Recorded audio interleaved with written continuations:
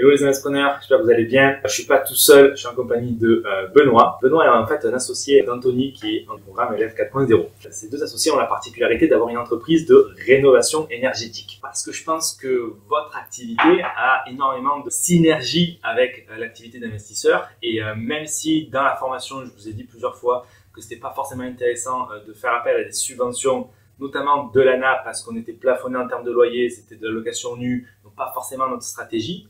Il s'avère qu'il n'y a que les idiots qui ne changent pas d'avis. Les choses ont un petit peu changé sur ce point de vue-là. Alors, pas forcément sur l'ANA, mais d'autres types de subventions sont arrivés et sont surtout éligibles aux bailleurs depuis quelques temps. Ce n'était pas précédemment tout le temps le cas.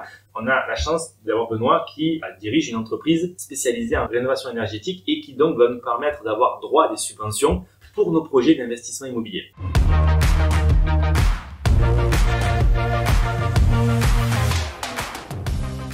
Benoît, est-ce que déjà tu peux te présenter? On a créé cette société avec Anthony, on a tous les deux des parcours très différents. Anthony a beaucoup de connaissances dans l'enveloppe du bâtiment, moi plutôt dans les systèmes, donc la ventilation, la production de chauffage, le chaud sanitaire. Donc on est très complémentaires et au fur et à mesure du temps, on a réussi à créer une association qui nous a permis de faire des rénovations qui ont du sens. On prend des passoires énergétiques, maisons classées F, classées G. Et la plupart du temps, on les ramène en étiquette B en faisant des travaux suffisants pour le faire, en allant chercher un maximum de subventions.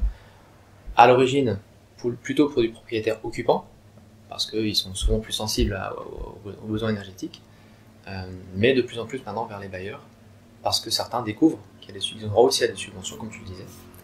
Et en effet, l'ANA, c'est un peu complexe parce que ça limite, comme tu l'as expliqué, les prix des loyers. Par contre, il y a un mécanisme qui est accessible à tous, c'est la rénovation énergétique globale avec les C2E. Et là, on peut avoir des montants assez sympathiques, finalement, en faisant des travaux que de toute façon, on a besoin de faire en tant que bailleur. Parce qu'on ne peut pas laisser une maison en G ou en F.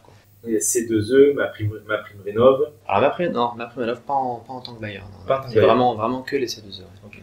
Oui, des passoires énergétiques, c'est ce que du coup nous on fait dans ce programme. Isolation, comble, pompe à chaleur RR, pompe à chaleur RO, même des produits qui auparavant n'étaient pas trop intéressants pour nous parce que trop coûteux. Si au final on arrive à se les faire subventionner, ça peut remettre en question le choix et même amener encore plus de qualité dans la rénovation. Alors pourquoi en fait est-ce que le gouvernement arrive à subventionner autant de... alors pourquoi et sur quel ordre de grandeur on arrive à se faire subventionner sur ces types de projets-là? Les subventions ne viennent pas du gouvernement, d'accord, c'est du privé. Donc à la base, ce sont les pollueurs, enfin les vendeurs d'énergie plutôt. Ces subventions, elles sont quand même pilotées par le gouvernement, puisque c'est lié à la législation. Donc elles sont encadrées, elles sont même très incitatives. Un projet où tu vas cumuler l'isolation des murs, l'isolation de la toiture, l'isolation du plancher, la ventilation, le chauffage. Allez, pour un bailleur, si tu as 5 000 € de subvention, c'est le bout du monde, et encore, c'est très compliqué à les avoir. Alors que quand on fait une rénovation énergétique globale, en fait, il y a un dispositif qui existe depuis maintenant 2020, voilà, mais qui était très méconnu et qui, au fur et à mesure du temps, est poussé par le gouvernement. Pourquoi? Parce qu'en 2050, l'objectif est d'arriver tout le monde en étiquette B, et que si on continue à mettre des pansements partout sur les maisons juste en faisant la pompe à chaleur, les murs, la toiture, etc., à ce rythme-là, on en a pour 100 ans, quoi. Donc l'État accélère les choses, ça reste compliqué, et c'est parce que c'est compliqué qu'on a voulu s'y mettre. Parce qu'on a vraiment quelque chose à apporter aux particuliers. Donc c'est très clair sur l'objectif final. Et donc on a dit isolation, comble, mur, intérieur, extérieur, VMC, pompe à chaleur, RR, RO. Après à voir si c'est intéressant pour nous, investisseurs ou pas, mais en tout cas c'est bien de le savoir. Et aussi un ordre de grandeur sur par exemple une maison de 150 ou 200 mètres carrés. Quel exemple de subvention on pourrait aller chercher? Je peux te répondre de deux manières différentes. Soit l'objectif est vraiment de faire des travaux qui arrive en B, on n'y revient plus, la maison elle est top, c'est fini. Une maison de 150 à 200 mètres carrés, on va avoir, allez, on va dire entre 65 70 000 € à 90 000 € de travaux si vraiment on prend des matériaux très, très coûteux, etc., très performants. Par contre, on peut avoir 20, 30, 40, 50 000 € de subvention. Okay. Donc le reste à charge, il est finalement acceptable. Et il y a aussi une autre philosophie, c'est de se dire j'ai une maison qui est classée F ou G, je veux l'améliorer, la sortir de cet état-là, mais peut-être pas faire trop de travaux. On l'amène en D, en C, c'est déjà pas mal. Et là, le reste à charge sera un peu moindre, mais pas de beaucoup. L'intérêt, c'est vraiment aujourd'hui, il y a un mécanisme qui a été mis en place, un plan de dispositif pour que les gens qui font l'effort d'aller en B soient récompensés. Ok, très très clair. Donc du coup, ça va être vraiment du cas par cas en fonction du type de travaux que l'investisseur veut faire. Tu me disais, la façon de procéder, c'est parce que du coup l'entreprise a un champ d'action assez vaste en France. On vous mettra le lien en description du coup pour faire appel à Benoît et Anthony, parce qu'effectivement, pour nous, nos projets, on arrive, on fait des offres en attente d'aller signer le compromis. Vous faites passer des artisans, ça change rien au process habituel. Rien n'empêche du coup de faire appel à vous pour avoir des ordres de grandeur sur les subventions potentiellement récupérables. Est-ce que tu peux nous expliquer le process sur comment vous contactez, un ordre de grandeur de ce qui est éligible ou pas, et quand est-ce que les subventions sont aussi touchées par l'investisseur? Ce qui va certainement aider les investisseurs, c'est qu'en fait, l'audit énergétique qui est nécessaire pour les subventions, il est obligatoire pour ce genre de maison à la vente. Donc de toute façon, lorsque l'investisseur va vouloir acquérir cette maison, il aura déjà un état un peu de la maladie de la maison, et nous on va essayer de la soigner.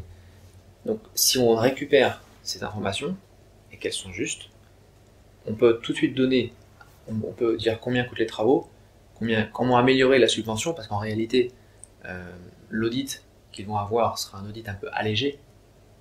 Ça n'a rien à voir avec les diagnostics, hein? Non, rien à voir. Le DPE, c'est vraiment autre chose. Là, c'est un audit énergétique plus poussé, c'est un bureau d'études qui le fait. Mais par habitude, on sait qu'ils sont améliorables, optimisables. Et ça, c'est notre savoir-faire. Donc l'idée, c'est de récupérer cette information, de l'améliorer, de la retraiter et d'en ressortir en fait un reste à charge. Et ça, au bout de une demi-heure, 45 minutes d'échange sur ce que l'investisseur souhaite faire, quelle est sa philosophie. Ça peut être un investisseur très écolo, ça peut être un investisseur... Et donc échange au téléphone. Voilà. Et là, au bout de 3/4 d'heure, en grosso modo 2 minutes, 3/4 d'heure, il sait exactement où il va, aller à 5% près, 10% près. Donc si je remets dans le contexte, vous êtes à la signature de votre compromis, ou enfin, avant la signature du compromis ou plus tard dans les 10 jours, là, vous pouvez utiliser le lien en description, prendre contact avec Benoît ou des équipes et avoir une ordre de grandeur du montant subventionnable de l'opération. Qu'est-ce qui se passe après? Ensuite, on imagine que la maison est acquise, c'est le principe. Là, on prend tout en main. Donc, on va devoir refaire un audit, parce que l'audit énergétique qui aura été fait à la vente ne sera pas éligible aux subventions, il faut le savoir. Celui qui est fait au téléphone. Celui que le propriétaire va avoir avant d'acquérir la maison, Okay. Celui-ci ne sera pas éligible aux subventions. Donc il va falloir en refaire un autre. C'est très bien d'ailleurs parce que on a une façon de faire différente, non pas qu'elle est controversée, au contraire, mais très optimisée, pour qu'à la fin l'audit soit le plus avantageux et surtout le plus intelligent. Okay. Ne pas mettre trop de travaux qui seraient inutiles, mais ne pas passer à côté d'un poste qui serait finalement quasi autofinancé, voire autofinancé, okay, parce qu'il améliorerait la subvention. Ensuite, une fois que l'audit est réalisé, on prend en charge tout, on met une entreprise qui va piloter, une société qui va piloter l'intégralité du chantier, des intervenants. Si en local, le propriétaire connaît quelqu'un qui travaille bien dans un domaine et qu'il est RGE et qu'il est sérieux, on peut l'incorporer dans notre mécanisme. Okay. Donc ça veut dire que... Et on va déduire les subventions. Quand les travaux vont attaquer, ce ne sera pas forcément un artisan X ou Y, ce sera votre artisan. Ou vous qui pouvez le choisir. En fait, voilà, c'est vous qui, pour certains postes, il va falloir passer par votre entreprise. Vous allez choisir les artisans. Et au final, l'investisseur va payer uniquement le reste à charge à votre entreprise. Et vous paierez les artisans et vous aurez aussi une partie de votre rémunération au travers le dossier de subvention. Donc en fait, l'investisseur n'a pas besoin de faire un dossier, c'est vous qui vous en chargez. La partie administrative est intégralement faite par nous. L'avance de fonds aussi est faite par nous. Et c'est parce qu'elle est faite par nous que c'est un signe de qualité et d'engagement, parce que quand on avance 30 000 € de subvention et qu'elles sont conditionnées à un travail réalisé correctement, on est obligé d'avoir un travail quasi parfait. Ouais. Donc là, l'acquéreur en fait est serein, parce que cet argent-là, il n'a pas à l'avancer, il n'a pas à s'inquiéter de le toucher à la fin. C'est notre entreprise qui le fait. Donc, je pense que vous voyez pourquoi on fait cette vidéo, parce qu'il y a un potentiel énorme pour nous, parce que si dans l'exemple qu'on a pris, il y a par exemple 100 000 € de budget de travaux et qu'on arrive à en faire subventionner la moitié, et que les autres types de travaux ne sont pas éligibles, c'est pas grave, ça passe sur les devis d'habitude, ça passe à la banque. Et là, en l'occurrence, la facture en termes de travaux va être beaucoup plus basse. Donc ça donne beaucoup plus de rentabilité, beaucoup plus de cash flow grâce à ces subventions-là. Donc c'est très très intéressant. C'est pour ça que vous pouvez vraiment, je pense, les contacter. Du coup, je crois que vous développez petit à petit vraiment le spectre partout en France. Donc ça, il faudra voir au cas par cas avec toi, Benoît, ou les équipes au téléphone en fonction de où se situe le projet. Il y a des opportunités extraordinaires. Ouais, complètement.